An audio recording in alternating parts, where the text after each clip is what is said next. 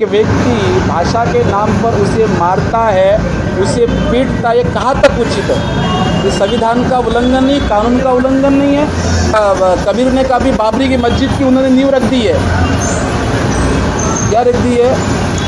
मुंबईमध्ये ज्या इमारतींमध्ये गुजराती मारवाडी आणि जैन समाजाची लोक राहतात त्या इमारतींमध्ये मराठी माणसाला घरं दिली जात नाहीत, कारण की मराठी माणूस मांसाहार करतो। संविधानाच्या कोणत्या कायद्यांमध्ये हे येतं?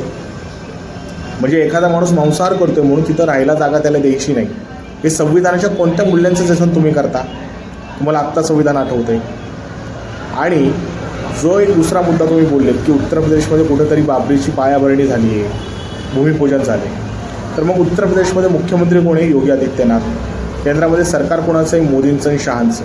मग तुमचा या गोष्टीवर कंट्रोल नाहीत का की हजारोच्या संख्येने लोक एकत्र येतात, घोषणाबाजी करतात, तुम्ही स्वतःला हिंदुत्ववादी म्हणवतात, मग या सगळ्या गोष्टी का रोखल्या गेल्या नाहीत? हे सरकारला का नाही विचारते तुम्ही? सरकारला प्रश्न विचारण्याच्या ऐवजी तुम्ही आमच्यावर प्रश्नचिन्ह उपस्थित करता। एक लक्षात घ्या, मुंबईची आणि महाराष्ट्राची मुख्य भाषा ही मराठी आहे। जो व्यक्ती महाराष्ट्रामध्ये राहून मराठीचा सन्मान राखणार नाही, मराठी माणसाचा सन्मान राखणार नाही, त्याला धडा शिकवलाच जाणार। जय महाराष्ट्र।